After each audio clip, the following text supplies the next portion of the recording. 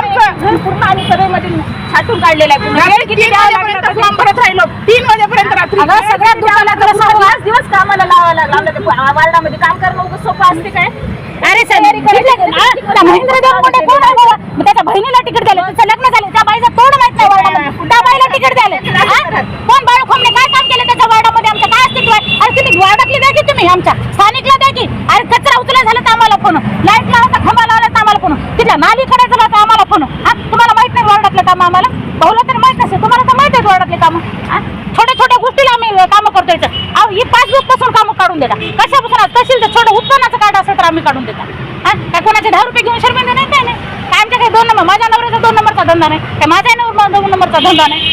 काय करोडो रुपये छापायला नाही. आधी सांगायचं ना, उमेदवार फायनल आहेत आमचे, तुम्ही काही खटपट करू नका, तुम्ही त्याला साथ द्या म्हणून सांगायचं असतं आम्हाला.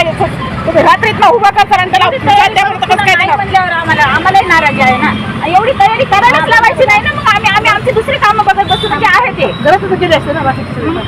आमचे व्यवसायाचे कामं सोडून पुन्हा इकडे येऊन हे बी कामं करायचे. पुन्हा तुम्ही असं ऐन टाइमला दुसऱ्याला जायचं नाही. एक घर आता इथलं घर सोडायचं, दुसऱ्याच्या घरी जायचं का? तिकीट घ्यायचं का? काम इथं करायचं, पाय बांधणी इथं करायचं, लोकांच्या घरी जाऊन संसार टाटायचं का? तेच आहे ना. मग आता इथं संसार करायचा, दुसऱ्याचा नवरा म्हणून फिरवायचा का नवऱ्याला? हसू काय नाही भाऊ,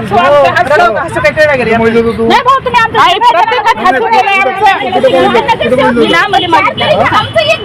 आपल्या वेळातून एक घ्या ना. काय भाऊ घेणं गेला भाऊ, तुम्ही आमच्या भावना समजून घेणं चला, आम्हाला समजून घेणं चले, समजून घेऊन केलं काय? भावना समजून घेऊन तुम्ही काय केलं नाही? काहीच घेणं गेलं भाऊ तुम्हाला समजून. तुम्ही समजून घेऊन आमच्यासाठी केलं काय सांगा? आतापर्यंत कधीच काही नाही. करणार काय तुम्ही? आमच्या बाई तुम्ही तिकीट देता, आम्ही कॅपेबल नाही का? मला एवढं सांगा तुम्ही काय दिवशी काय माहिती कार्यक्रम राहिल्यावर लावतात 5 दिवसांनी तर लावायच्या. त्या बाईला बॅनर लावून दिला देता का तुम्ही? काय म्हणून तिचं योगदान मला फक्त पार्टीसाठी सांगा. काय तिला फंडिंग दिली का? एवढंच केलं असेल बघ. पण आमचा 10 वर्षाचा हिशोब काढा. आम्ही रात्रंदिवस करतो पार्टीसाठी, आम्ही इथं गेले. काढा आमच्या योगदान आमच्या पार्टीसाठी.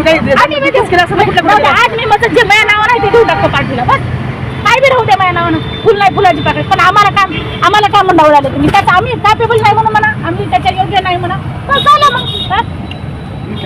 नाही भाऊ, मला सांगा, स्टारचे कपडे घाला, आम्ही फक्त होटाला लाली लावणार, स्टारचे कपडे घालणं एवढंच करणार बघा. एवढंच सांगायला तुम्हाला.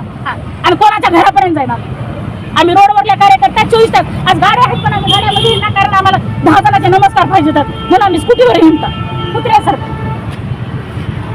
असं जर होत असेल ना, चांगलं बघून तुम्ही देत असाल ना, त्याला काही अर्थ नाही. मला कोणाबद्दल काही बोलायचं नाही.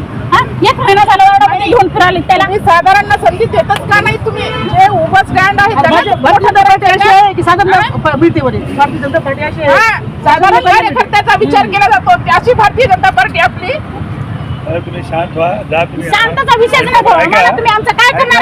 आम्ही इथून जाणार साहेब, तुम्ही आम्हाला इथेच बसून राहू. आम्ही सकाळपासून आज आमच्या घरामध्ये 4 दिवस झाले, चुली पेटण्या झाले.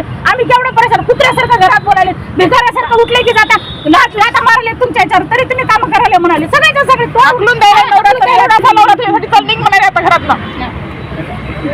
भावना कळल्या, साहेबांना सांगून वरिष्ठांना कळून बघू ना काय प्रयत्न करू. अजून वेळ आहे, वेळ गेलेली नाही.